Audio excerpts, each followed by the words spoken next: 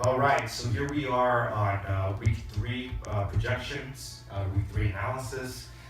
It's a little bit unfair because we already got the Thursday night game going on behind us here. It's 23 Rams, San Francisco 13. So this is a little bit of bad luck telecast here because I'm actually playing Kevin right now, and Todd Gurley already has 25 points and it's halftime. So that's kind of be a bad omen for me. Maybe you'll get your first win of the season here. So moving on, we've got some great matchups this week in week number 3. Again, myself at 2-0 versus Kevin at 0-2. It looks like he desperately wants and needs that win.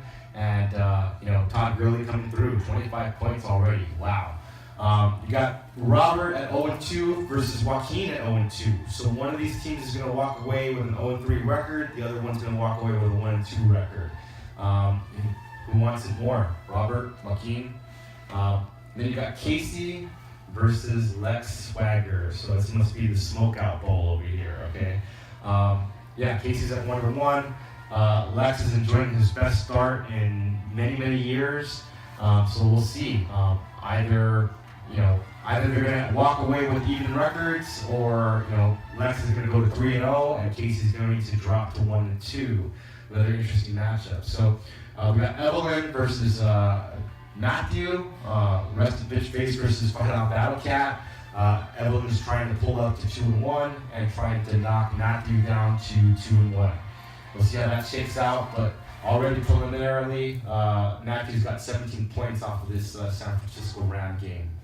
And then you got Miss Violet going up against Angie, and looks like Angie's already got 4 points here.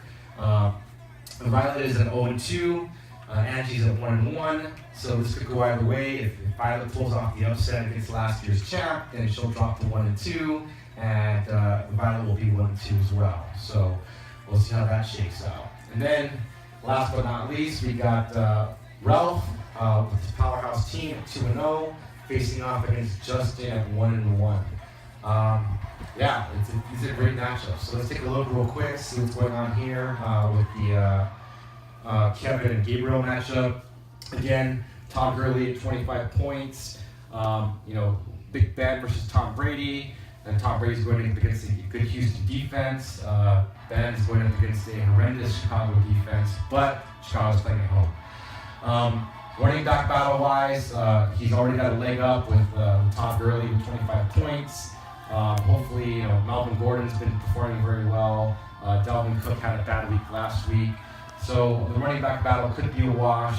From a wide receiver perspective, you've got Macklin. Macklin's been on fire with Baltimore. And then Sanders, Trevor Siemian's been getting the ball. At least last week he did. Beckham, we're all waiting for the Giants to wake up and smell the roses. And so it's a pretty good matchup here. We got Tariq Cohen, who's been a surprise. Hopkins, who's always reliable for a good 15 points. And then you got Mike Evans, who basically tears it up. Kelsey, and then a flex spot with one of the Washington running backs. So we'll see how this shakes out. Right now there's a good lead, good start for Kevin. We'll see how it goes. Looking on into Robert and Joaquin's matchup. Robert's got Breezy going up against Carolina. Trevor Siemian's been slotted in there for Denver. He had a good game last week. Projection-wise, we're looking at 121 to 116.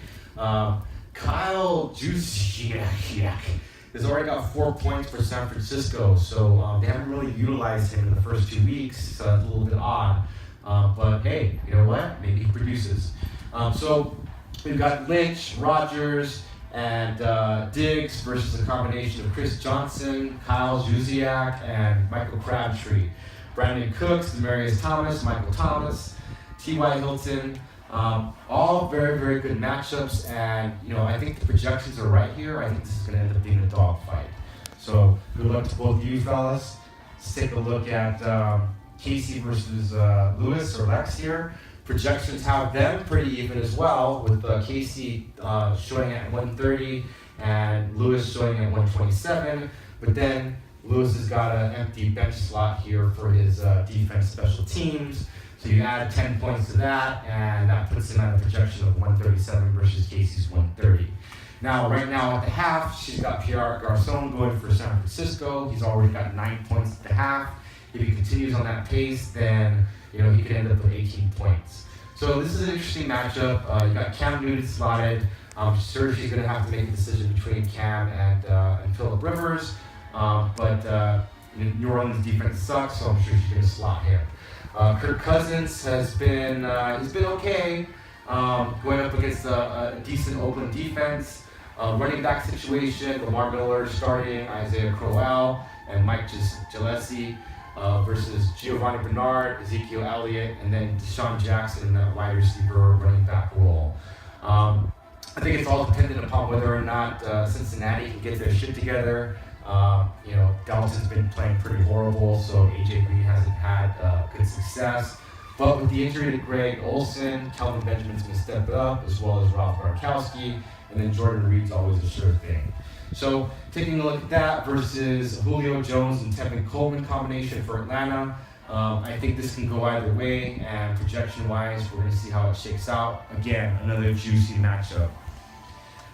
Looking forward to rested bitch face, Evelyn versus Matthew.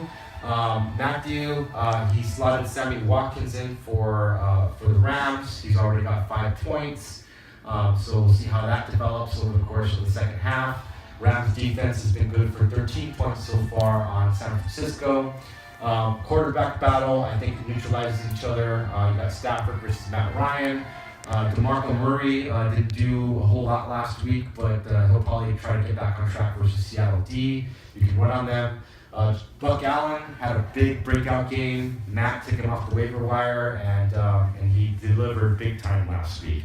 Now we'll see what happens this week. Leonard Fournette, rookie, very spectacular. He's good for about 100 yards a game. Versus Devontae Freeman, who's a beast himself. Devontae Adams, the only person they can throw it to over in Green Bay right now, especially with Jordy going down. You've got Mohamed Sanu, and then you've got the big heavy hitter Antonio Brown versus Alshon Jeffrey and Larry Fitzgerald. Graham's at the tight end slot. Kyle Rudolph from Minnesota. Theo Riddick is in right now. So I'm sure that Evelyn's going to evaluate her lineup and maybe make some changes. Right now, Matthew's got his stuff slotted, so we'll see how that shakes out. But again, this is a very intriguing matchup. Don't let the projections fool you. I think this is going to be a very tight game as well. Moving on, let's take a look at Miss Violet over here versus Angie. So far, Carlos Hyde has only delivered 4 points for Angie's team. Projection-wise, it's looking at 108 versus 126. But don't let that shake you off. This is a team that Violet almost upset Ralph last week, and she came within 4 points of actually beating him and pulling off the upset.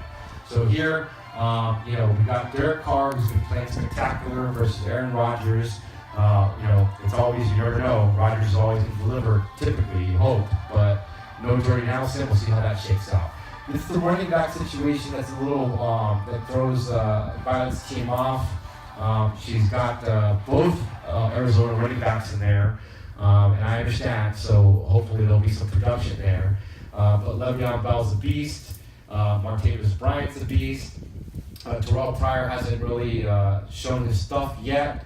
We'll see how that goes. Doug Baldwin's been doing well. J.J. Nelson had a monster game last week. Tyreek Hill has turned out to be a spectacular receiver for Kansas City. Delaney Walker's always good for points. James White is always good for points. So, yes, I got to be honest. About the situation. It does look like a juggernaut situation with Angie versus Violet. But again, I didn't expect that Violet was going to come within 4 points of beating Ralph last week. So anything can happen. And last but not least, our final matchup of the week is Mr. The Juice is Loose, Mr. Ralph Ruda versus newcomer Justin Jiang, who almost took me down last week. So projections are relatively tight here, 138 to 133.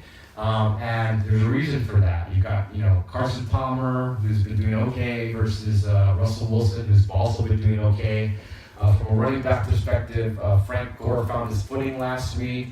McCoy is a beast with Buffalo. All they do is run. Kareem Hunt has been the pickup of the season. Ty Montgomery has been spectacular as Green Bay's running back. Jay Ajayi is a serviceable back as well. Golden Tate didn't perform quite like needed last week, but will probably bounce back against a poor Atlanta secondary. Keenan Allen has been back. He's not injured, and he's been doing well.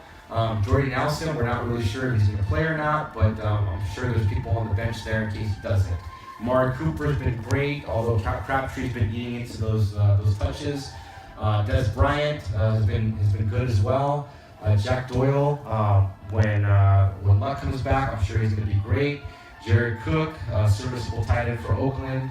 And then you got Laundry, PPR monster, versus C.J. Anderson for Denver, who's been spectacular as the #1 back. This is going to be another tight game. Don't kid yourselves, and it's going to go down to the wire. So there you have it for Week 3 analysis, and good luck to everybody.